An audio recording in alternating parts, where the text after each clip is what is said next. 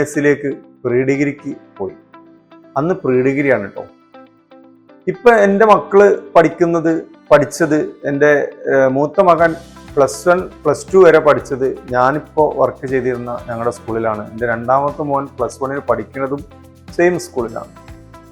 പറഞ്ഞു വന്നത്, നമ്മുടെ ഇപ്പോഴത്തെ കുട്ടികൾ +2 പഠിക്കുന്നത് ഞങ്ങളൊക്കെ അന്ന് പഠിച്ചത് പ്രീ ഡിഗ്രിയാണ്.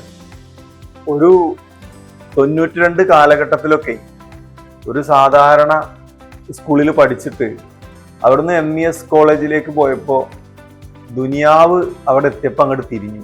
കാരണം അവിടെ കുറേയൊക്കെ സ്റ്റാൻഡേർഡുള്ള ടീച്ചർമാരായിരുന്നു.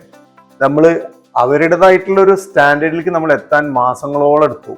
കാരണം എനിക്ക് ഓർമ്മയുണ്ട്, ഡിക്ഷണറി വെച്ച് അർത്ഥം വെച്ച് ഓരോ വാക്കുകളുടെ മുകളിൽ ഇംഗ്ലീഷ് വേർഡ്സിന്റെ മുകളിൽ മലയാളം ഇങ്ങനെ പെൻസിൽ കൊണ്ട് എഴുതിയിട്ടൊക്കെയാണ് നമ്മൾ ആ വാക്കുകളൊക്കെ പഠിച്ചെടുത്തിരുന്നത്. ആദ്യത്തെ ഒരു 3 മാസം ഭയങ്കര സഫറിങ് ആയിരുന്നു. പിന്നീട് അത് ഭയങ്കര ഈസിയായി. ഒരു പക്ഷേ എനിക്ക് തോന്നുന്നു ഇംഗ്ലീഷൊക്കെ എനിക്ക് കുറച്ചൊക്കെ ഇഷ്ടമാവാൻ തുടങ്ങിയത് പിന്നെ 10ാം ക്ലാസ്സിൽ എന്നെ പഠിപ്പിച്ചിരുന്ന ഒരു JS ടീച്ചർ ഉണ്ടായിരുന്നു. ആ ടീച്ചർ വന്നതിന് ശേഷമാണ് എനിക്ക് ഇംഗ്ലീഷ് ഭയങ്കര ഇഷ്ടമായി തുടങ്ങിയത്.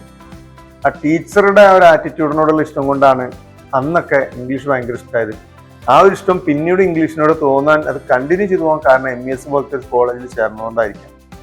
എന്തായാലും ഇങ്ങനത്തെ ഒരു നാട്ടിൽ നിന്ന് ഇത്രയും ലോങ് ആയിട്ട് ബസ് സൗകര്യങ്ങളൊന്നും ഇല്ലാത്ത സ്ഥലത്തൊന്നും എന്നെ MESൽ കൊണ്ടുപോയി ചേർത്തിയത് എൻ്റെ വാപ്പാൻ്റെ ഒരു ദീർഘവീക്ഷണം കൊണ്ടാണ്. പക്ഷേ അവിടെ ചെന്നപ്പോൾ ഞാൻ നേരത്തെ പറഞ്ഞ പോലെ ദുനിയാവ്, മാമുക്കോയ പറഞ്ഞ പോലെ ദുനിയാവ് എന്താണെന്ന് മനസ്സിലായി. കാരണം observation record, main record, practical, lab, ഒരു സമാധാനമില്ല. പക്ഷെ ഒരു കാര്യം തീരുമാനമായി, പ്രീ ഡിഗ്രിയോട് കൂടിയിട്ട് ഞാനും സയൻസും തമ്മിൽ ഡൈവേഴ്സായി.